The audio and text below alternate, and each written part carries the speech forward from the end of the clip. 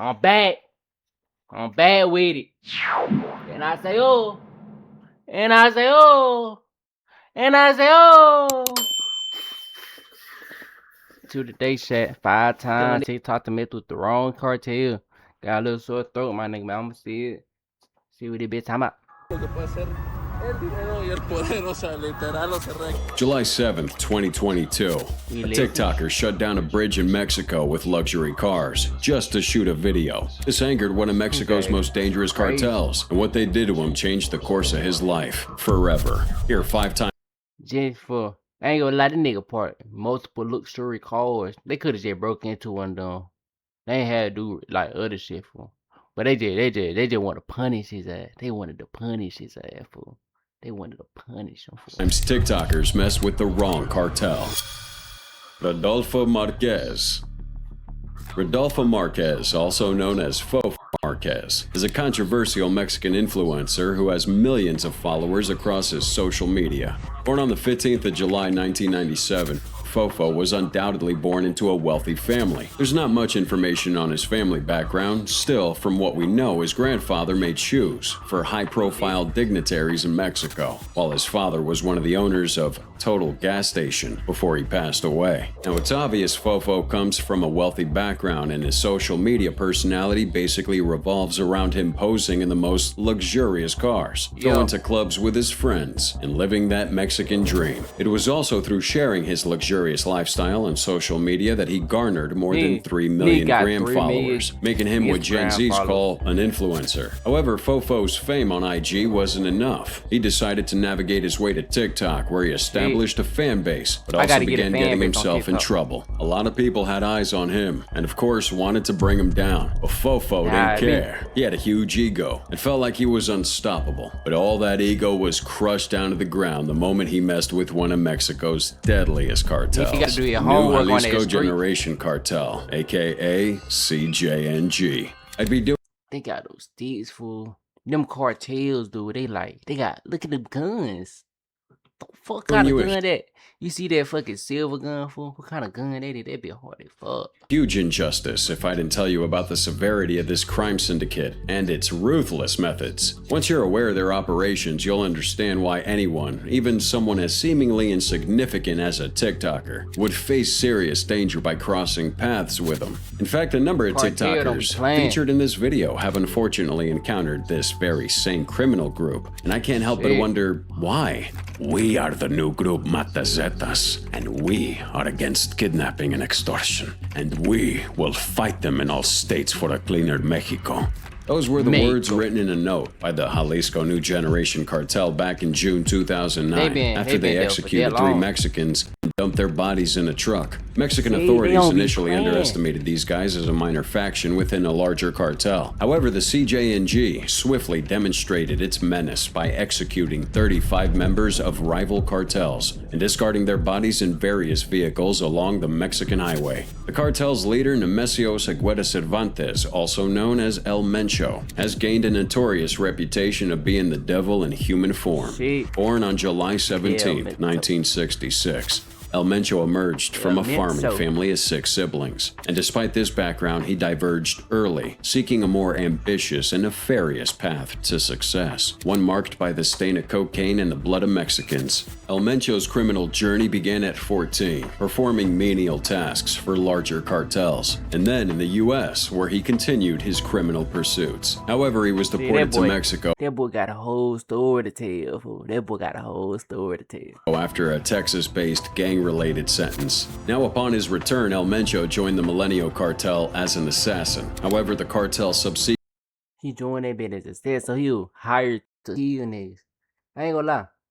This not fragmentation led him to ally with the Sinaloa cartel subgroup under Ignacio Nacho Coronel. Here, he managed drug operations, finances, and violence in the Mexican states of Colima and Jalisco. But after a few more years, He took charge of half the group, renaming it Cartel de Jalisco Nueva Generación, or the Jalisco New Generation Cartel. With El Mencho at the helm, the CJNG evolved into one of the globe's most violent criminal entities, donning military-grade equipment that could be mistaken for official Mexican military units. They're bad, they're cruel, and they're not to be messed with. So what exactly did Fofo do to piss off this extremely powerful and corrupt organization? Just like almost every TikToker out there, subjected to posting daily videos to keep their followers entertained, Fofo was doing the same. But this time he decided to do something not many have kinda done in Mexico. So, on July 7th, 2022, Fofo took 3 luxury cars and parked them right in the middle of the Matute Rimus Bridge in Guadalajara, Mexico. He came down from one of the cars and began filming the traffic that was building up right behind him. He said things like,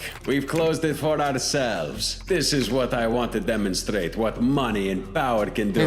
Literally, I closed it here because I wanted to. Illuminati." He went on to brag about how he had shut down the bridge for several minutes and how all the other cars were honking. He even contemplated doing a few TikTok dances while innocent people were denied access through that bridge. Fofo posted that on TikTok, and it didn't take long for that video. I ain't gonna lie though, bro. This shit is pies a bit, bro. This nigga put all his luxury cars in the middle of the road, bro. I'd be mad as a bit too, like, bro. I got things to do, bro. I got things to do. You don't know. Look, listen, bro. You don't know what them gang members was trying to do, bitch. They probably had a specific place to be on that specific time, and he got all them cars there, and he just played with money during that time. So you gonna have to die. You gonna have to die. You gonna have to die. Or get punished.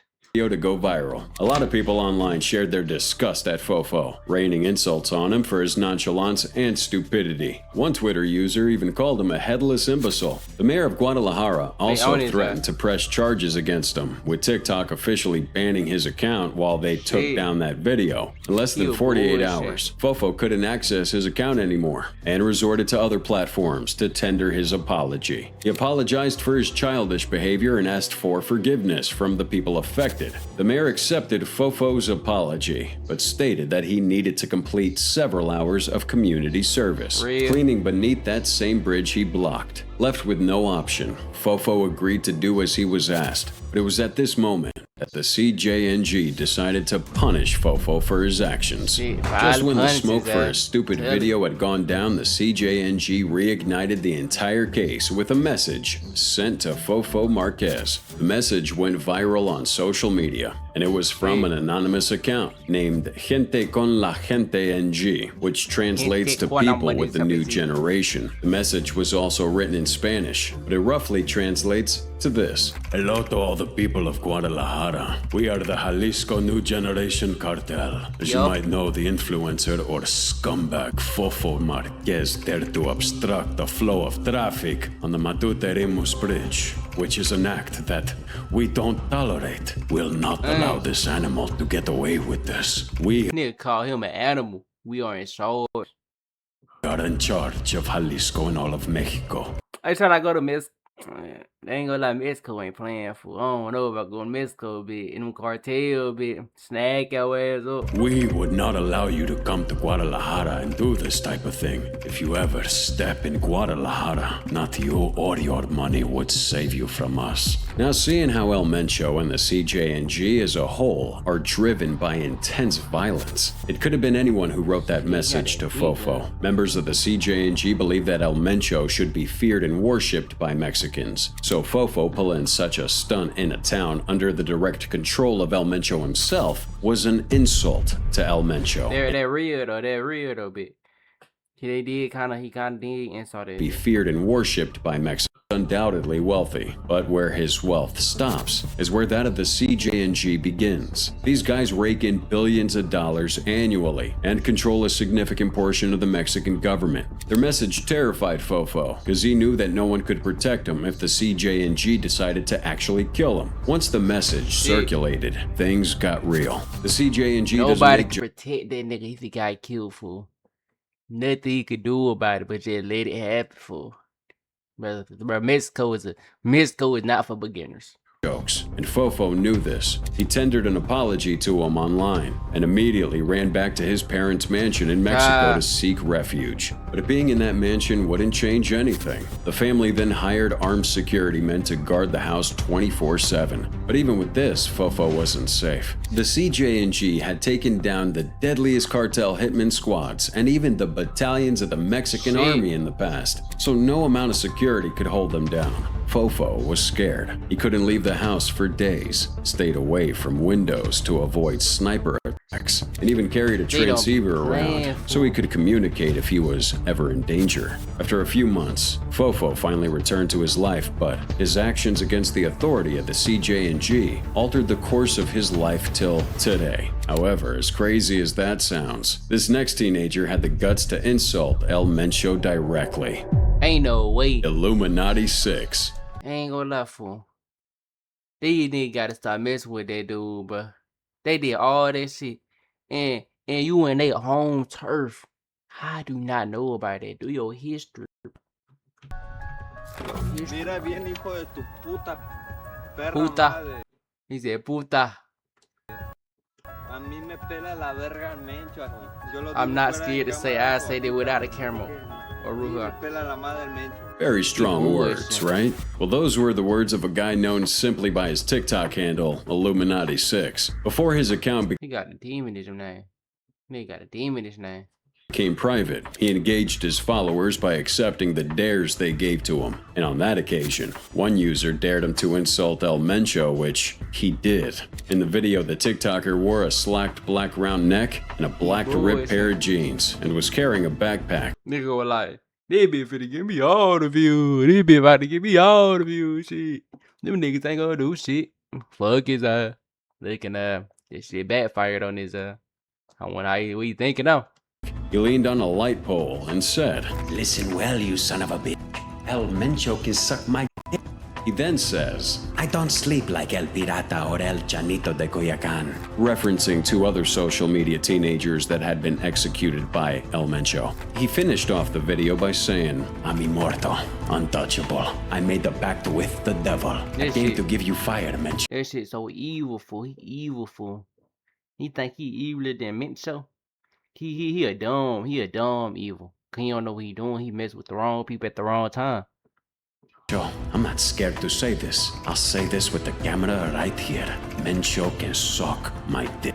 wow. I mean, you have to applaud the guts of this little young man who felt he could insult El Mencho. When that video went viral on Reddit and Twitter, a lot of people felt he must have been a member of the cartel to have such confidence in those words, while showing his face in the process. Different users said things like, Already in advance. This guy's going to get himself killed. and This is a tutorial on how to disappear. but for some reason, no word was heard Bit of from El tutorial, Mencho I or even the CJ&G. Some rumors said that the teen wasn't based in Mexico, and that's why it wouldn't be easy for the CJ&G to get to him. It was reported that he lived in Richmond, California, making it hard for the CJ&G to even attack him even if they wanted to. Plus, it would have been an attack on foreign land, further complicating things for their organization, so the CJ&G didn't respond. But there was a twist. A few days later, this teen uploaded another video apologizing to El Mencho for his words. He said, I'm sorry for what I said.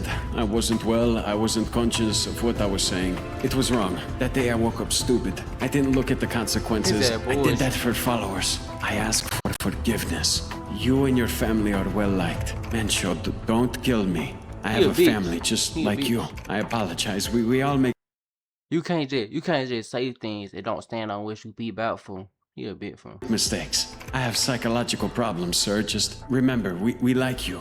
The internet went crazy with this apology video dropping, because that was the same guy that had so much to say to El Mencho just a few days before. People started to wonder whether or not El Mencho made a personal threat to the teenager without everyone else knowing, or did he just snap out of his little TikTok fantasy to realize who the heck he was talking to. And while we never got to know what happened behind the scenes, this TikToker just vanished, and his account was made private. There was a video of him posting on another TikTok account some weeks later, but apart from that, no one can say for certain what happened to this guy. So do you think El Mencho killed him off silently? I mean, maybe he did. Who knows? Who knows? Who knows? Juan Luis Lagunas Rosales and El Chanito de Cuyacan. Juan Luis, hailing from Mexico, gained internet fame under the alias El Pirata de Cuyacan, translating to Pirate of Cuyacan. Born in Sinaloa, Juan's upbringing was marked by hardship. His father's absence and his mother's limited work opportunities left him in the care of his grandmother, who could only do so much. Now, interestingly, his childhood neighborhood was situated just a few kilometers away from the domain of the renowned Mexican drug lord Joaquin El Chapo Guzman. However, Juan's path had yet to intersect with the world of narcotics until he opted to abandon high school and pursue a better life in Cuyacan. Upon arriving in Cuyacan, Juan took on various low-paying jobs to sustain himself, but concurrently he developed an unhealthy affinity for alcohol. This habit of drinking permeated his work and leisure time, regardless of his underage status. And we all know nothing good comes from consuming way too much alcohol, but for Juan, it kind of did. His problematic relationship with alcohol propelled him to prominence. He established a YouTube channel where he uploaded videos of himself consuming copious amounts of whiskey and beer, followed by his reaction to becoming intoxicated. While it might have seemed unconventional, these videos garnered an unexpectedly massive number of views and reactions from the audience, and adding an element of humor to his content contributed to his rapid rise. His Facebook page amassed over 1 million followers, while his Instagram had around 300,000. Remarkably, his popularity led to appearances in music videos and television shows. But again, nothing good comes from consuming way too much alcohol. And Juan's sudden fame took a drastic turn for the worst. He started posting images on his gram that didn't sit well with the older demographic because he was just 17 years old at the time. These photos depicted with firearms, luxurious automobiles, and often scantily clad attractive women. And although everyone thought he landed himself with the evil underworld of Mexican narcotics, he wasn't affiliated with any cartels, at least not yet. Instead, a meeting with Beto Sierra, a social media management expert, marked a turning point for El Pirata. Sierra's guidance encouraged him to transition away from that alcohol-centric content and embrace more marketable ventures, such as unveiling his own merch and even attempting a singing career. However, Juan remained like a ticking time bomb, and his fate was sealed sooner than anticipated. On multiple occasions, Juan openly expressed his defiance towards numerous adversaries, including a drunken video in which he provocatively insulted Nemesio Oseguera Cervantes. What's his name, everybody? El Mencho. He uttered these exact words. El Mencho a mí me pela la verga. Which carried a bold confrontational meaning in English, loosely translating to El Mencho, feel my dick. I mean, I really don't get why these guys put themselves in harm's way. Knowing how these nigga want that nigga to do something they did for nigga talking about peel my dick. Like what would make you think about that? dangerous El Mencho is. Not even El Chapo's cartel dares to provoke CJ&G, and we know it's because of their extreme levels of brutality and violence. Yet these teenagers, maybe for a few likes or the eagerness to go viral on social media, see the need to call out a man that kills humans like flies. In response, a fair CJ&G issued a stern warning for Juan to avoid stepping foot in Jalisco if he wanted to remain alive. But Juan didn't care. He went ahead to host a party with his friends at a Jalisco bar. And that was the moment CJ&G Sicarios sent them on an immediate journey to the afterlife. December 18th, 2017. Armed men stormed the bar where Juan was celebrating, and with a hail of over 18 bullets from high-caliber firearms, his life was abruptly extinguished in less than a minute. The numerous wounds inflicted made it so hard to even recognize that body. He was later identified by the tattoos on his arms. His death. That nigga said they lit his ass up so much fool you couldn't even recognize his body. Shit, fool. You couldn't even recognize his body. Think about that, bro. Think about that. They lit him up so bad he couldn't recognize his body. Shit crazy. They did it the worst way. They did it in the worst way, bro. His should never stepped foot. They thought he was untouchable. rather than his life, became the subject of a feature in Rolling Stone magazine, focusing on his demise at the hands of CJNG, and of course the stupidity of challenging one of the most wanted men in the world. But also with his death, El Chanito de Culiacan, another Mexican teenager, saw it as a medium to gain clout. With the death, though, decided to call out El Mencho, saying he was out to seek revenge for the death of his friend. The viral video showed El Chanito holding a rifle, along with a small child whose face was covered, also wielding a rifle, while they cursed out El Mencho. They called El Mencho words like stupid, and even mocked El Pirata for consuming so much alcohol just for content and internet fame. I mean, you don't need us to tell you that this statement obviously led to El Chanito's death. But for El Chanito, the CJNG decided to take things to the next level. El Chanito apologized for his statement to El Mencho and played the insanity card, claiming to be mentally ill. But this didn't stop the CJNG. El Chanito went off social media for a while, and everyone suspected he had been killed. But the real confirmation of his death came when an anonymous Redditor posted a video of him being beheaded by CJNG sicarios. Oh my God, fool. They had beheaded that nigga on a video. They not playing, fool. The footage was immediately taken down for its graphic content, but the message had been passed. Do not mess with El Mencho. They trying to tell Leslie Ann Pamela Montenegro. Leslie Ann was a Mexican social media influencer who gained fame as a TikToker, YouTuber, and celebrity. Sadly, she met a tragic end due to her decision to reveal intricate details about a notorious cartel in Mexico. Known by her online persona, Nana Pelucas, Leslie engaged her audience with videos ranging from politics and makeup tutorials to daily vlogs about her life. Her online presence took a unique twist when she adopted the persona of a lady donning a black afro wig, bold red lipstick, and oversized glasses. In a manner reminiscent of current TikTok trends, she would amusingly interact with people in supermarkets, asking them trivia questions to get their reactions. Now, as time went on, Leslie's following expanded, prompting her to shift her content towards exposing corrupt officials within the Mexican government. Leslie didn't outrightly call out names. Instead, she skillfully conveyed her message through humor, though its impact remained unmistakable and stirred up considerable controversy. Of course, one might think that exercising freedom of speech would carry no harm, but in Mexico, that reality is a bit different. The journey towards her tragic fate began when she started shedding light on the activities of the enigmatic independent cartel of Acapulco, one of Mexico's most secretive criminal organizations. This particular cartel operated stealthily, often overlooked due to its clandestine nature. They played a massive role in the hundreds of homicides carried out within the town of Acapulco, and were one of the many smaller groups in the area. Returning to Leslie's narrative, her publicizing of the cartel's actions exposed her to death threats. Banners accusing her of collaborating with rival cartels to unveil the independent cartel's secrets and deliver them to the Mexican government began appearing around her restaurants. In response, Leslie vehemently denied these allegations, asserting that her information stemmed from reliable sources and that she had no affiliations with any cartels. Despite these threats, she remained resolute, continuing her postings and exposing the cartel's activities, which turned her into a genuine threat to their operations. February 5th, 2018.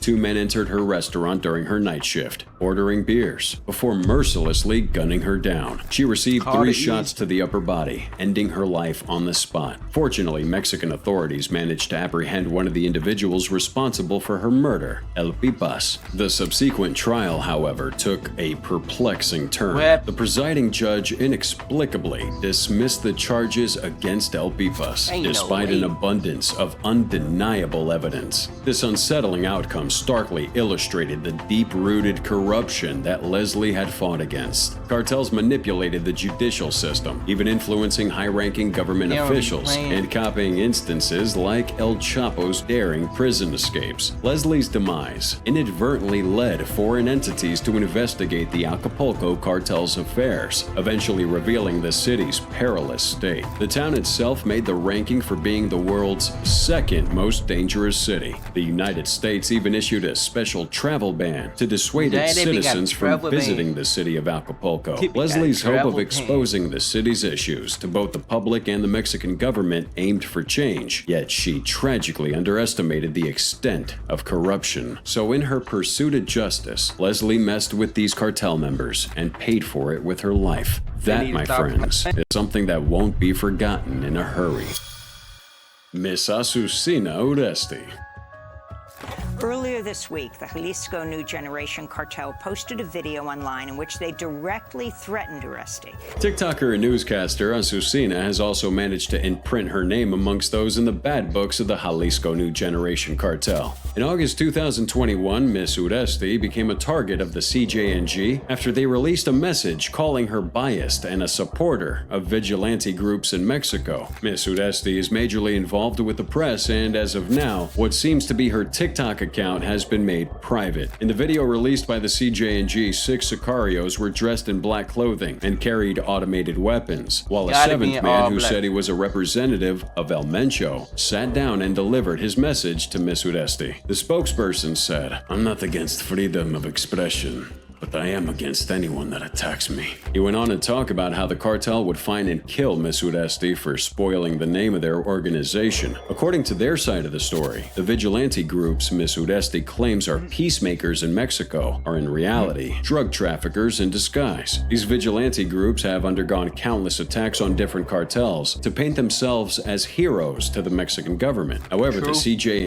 believes they're just another deadbeat group looking to eat from the spoils of the Mexican narcotics underworld. They also claim that only a cartel would yield that type of ammunition these vigilant groups possess. However, Miss Uresti's life became a national treasure because after the CJNG's video went viral, the Mexican president, Obrador, assured the country that nothing was going to happen to any Mexican or even Miss Uresti for speaking the truth. In his statement, he said, "It's our responsibility that Mexicans are not intimidated or threatened by anyone." The presidential spokesperson, Jesus Ramirez Cuevas, tweeted a post about the incident, saying the government would take the necessary measures to protect any member of the press from speaking their mind. Then Miss Uresti spoke for herself, saying that she was now under the protection of the government and didn't seem bothered by the statement from CJNG. Since then, Miss Uresti has been living her life, and there had been no attacks against her. It could be that the CJNG had decided to let her be, or they could be waiting for the perfect time to strike. Either way, journalism is a tough job in Mexico, and I don't see why Miss Uresti should blindly put her faith in a government that has sat back and watched hundreds of journalists before her die at the hands of different cartels. So maybe Uresti is the only TikToker and social media personality to mess with a cartel and get away with it. Maybe she'll still pay the price. And maybe, just maybe, you like this video. Join the fam and subscribe to the channel. Turn on them notifications so you don't miss out on future.